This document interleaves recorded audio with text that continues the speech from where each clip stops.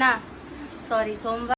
હે family, good morning, જય શ્રી કૃષ્ણ. તો કેમ છો તમે બધા? આઈ હોપ તમે બધા મજામાં હશો. હું પણ મજામાં છું ને આજે છે મંગળવાર, ના સોરી સોમવાર.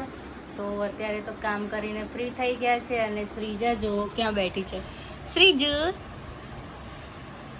મટી ગયું બેટા, ઓઠ ઉપર વાગ્યું તું હે બાપ થઈ ગયું તું, કોકું થયું તું. હમણાં બી થયું ને ટું નહીં?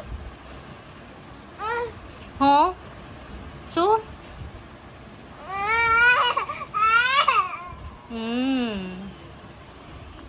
તો બસ અત્યારે તો ફ્રી થઈ ગયા છે કામ કરીને અને બેઠી છું. જિજ્ઞેશ અહીંયા જ બેઠા છે પણ એ કંઈ બોલતા નથી, ખબર નહીં કેમ.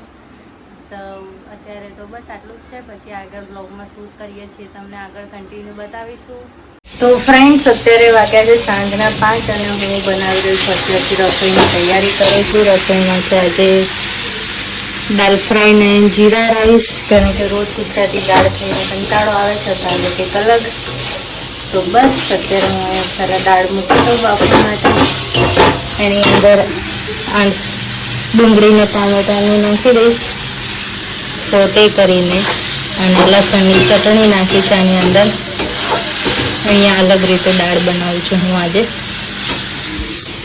તો બસ પહેલાં દાળ મૂકી દઉં ને પછી બાકીનું પછી રાંધીશ થોડી વાર પછી. પણ આ તો અત્યારે શ્રીજા રહી હતી તો મેં કીધું સ્ટાર્ટ કરી દઉં, પછી રહે ના રહે એના માટે થઈને.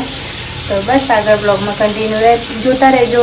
દાળ બનાવતા પહેલાં મેં વઘાર્યા હતા મમરા, જે રેડી થઈ ગયા છે. હવે એને પોલિથીનમાં પેક કરી દેવી પડશે, કારણ કે હવે આવી ગયું છે ચોમાસું તો બધી વસ્તુ ફટાફટ હવાઈ જશે. તો હું એને પહેલાં પેક કરી દઉં અને શ્રીજાને પીવું છે પાણી તો એ પણ પીવડાવી દઉં.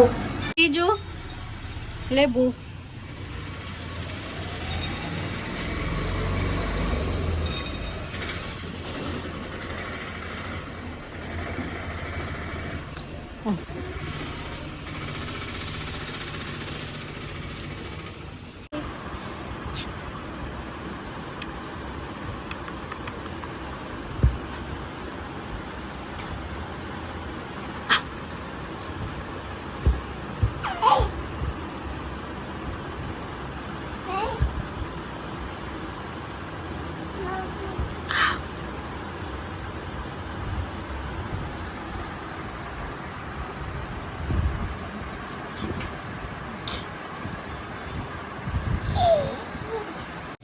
तो फ्रेंड्स अभी बजे हैं शाम के 6:45 और मैं बना रही हूँ खाना.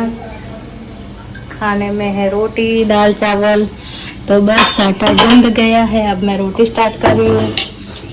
तो फटाफट रोटी बनाती हूँ और आज के ब्लॉग को यहीं पर एंड करते हैं. तो वीडियो पसंद आया हो तो लाइक कर देना, चैनल में नए हो तो सब्सक्राइब कर देना. तो मिलते हैं कल एक नए ब्लॉग में.